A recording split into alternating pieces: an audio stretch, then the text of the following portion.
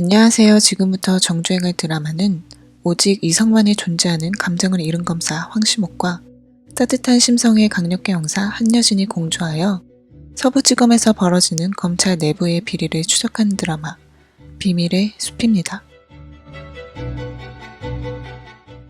후암동 자신의 집에서 살해된 채 발견된 박무성. 팔은 크레스 쳤고 옆구린 얕고 목 치명타 자상 셋 오른손잡이 세 번이나 찌른 건 원한 마구잡이인가?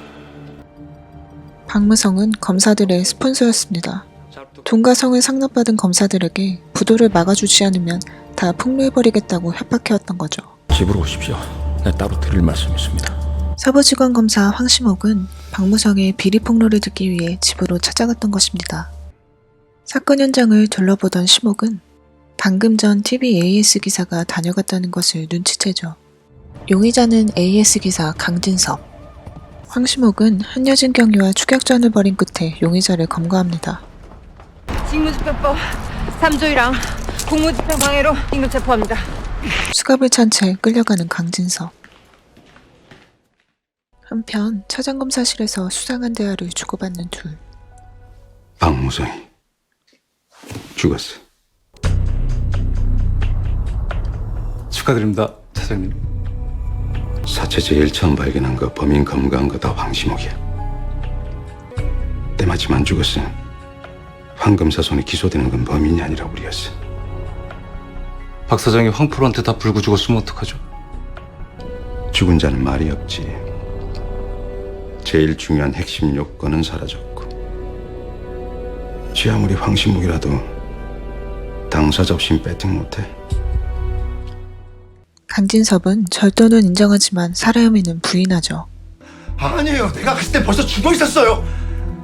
놀래서 나오려는데 근데 옆에 막 목걸이랑 그딴 게 그러면 안 되는 거 아는데 내가 진짜 뭐가 싫어가지고 그치만 그게 다예요. 안 죽였어요. 시목은 그런 강진섭을 압박합니다. 현장에는 어떻게 들어갔습니까? 문 열어줘서 안에서 열어줘서 들어갔어요. 누가? 그걸 내가 어떻게 알아요? 들어가 보니 벌써 죽어 있었고 집에 다른 사람도 없었다. 방금 강진섭 씨 본인 입으로 한 말인데. 강진섭은 박무성을 죽인 진범이 문을 열어줬다고 주장하죠. 내가 배를 누르니까 분명히 안에서 열어줬다고요. 범인이 사람 죽이고서 밖에 누가 오니까 친절하게 문까지 열어줬다. 그거야. 내가 들어가야 뒤집어 씌우니까요. 전과자인 강진섭은 혐의를 계속 부정하지만 결국 구치소 이송합니다. 검사님! 죄목은 추후보강. 살해 혐의를 완강히 부인하는 강진섭. 도둑질을 해서 사람을 안 죽인다고! 아유, 나 아니에요!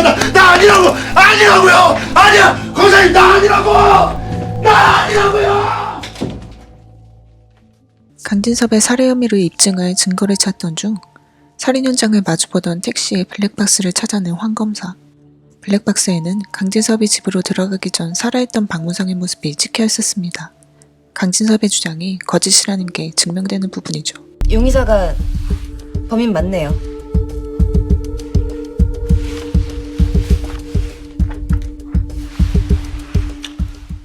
(2개월) 후 강진섭의 재판. 재판장님, 새로 확보한 증거를 신청합니다. 공판검사 영은수는 시목이 준 블랙박스 영상을 마지막에 터뜨리고 초인종을 누르고 안에서 문을 열어주길 기다리는 동안에 바로 여기를 봐주십시오. 여기 피고인이 아직 현장에 들어가기 전 피해자는 분명히 살아있습니다. 술렁이는 사람들, 엇갈리는 가족들의 반응. 재판은 승소합니다. 아니에요! 저거 거짓말이에요! 다 가짜예요! 판사님, 아니에요! 명징한 증거를 부정하고 그 어떤 반성도 않는 피고인에게 징역 22년을 선고합니다. 박무성 살해 사건을 보고받는 차장검사 이창준. 차장한테 가서 꼭 전해. 내가 입만 뻥끗하면 그 새끼 순식간에 생매장 시킬 수 있어. 이창준은 시목이 사건 현장에 갔었던 이유를 묻습니다. 그날 거긴 왜 갔나? 피해자 박무성은 부도를 막으려고 모든 인맥을 총동원했습니다. 횡령죄만 피하면 다시 재기할 수 있을 거라고 자신했겠죠. 시건방진 패착이야. 대한민국 검사를 지 뒷배로 착각하다니. 착각할 만하지 않았을까요? 결론이 뭐야? 결론은 이겁니다. 제 3의 인물에 의한 단순 강도살인. 제3의 인물이라. 이건 뭐 제2의 인물도 있다는 소리로 들리네. 협박당한 인물이 있었습니다.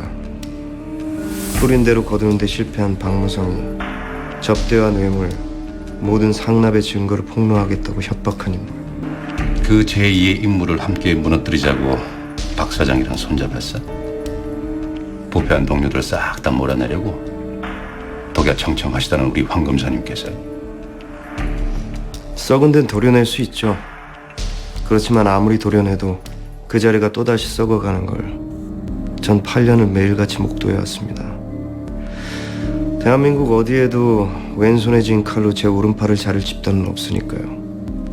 기대하던 사람들만 다치죠. 단순 강도 살인이라기엔 석연치 않은 박무성의 죽음. 박무성이 이미 죽어 있었다는 강준섭의 주장, 그거 사실일 수 있다고도 생각했습니다. 진범은 따로 있고 그 진범이 박무성을 죽이고 접대 증거를 없애려고 했다고요. 그래서 온 집안을 뒤져놨으니 말 맞다나 폐물이 바닥에 뒹굴렀을 수도 있다고요. 근데 그 가설을 보기 좋게 엿먹인 게 다름 아닌 바로 너잖아. 네, 그렇습니다. 자신이 사건을 해결했지만 확신이 서지 않는 심옥. 그날 밤 검사실에 누군가가 던져놓은 편지. 내용을 확인하자마자 심옥이 달려나갑니다. 강진섭 신병 확보 하십시오. 지금 당장. 혼자 두면 안 됩니다. 검사가 증거를 조작해서 저를 살인마로 둔갑시켰습니다. 목에서 피가 나게 외쳤는데도 내 말은 귓등으로도 안 들었어요. 힘없고 백없고 돈 없는 놈이니까. 수감실로 달려가는 교도관들. 날 모함하고 핍박한 검사를 나의 죽음으로 고발합니다. 내 죽음으로써 주장합니다.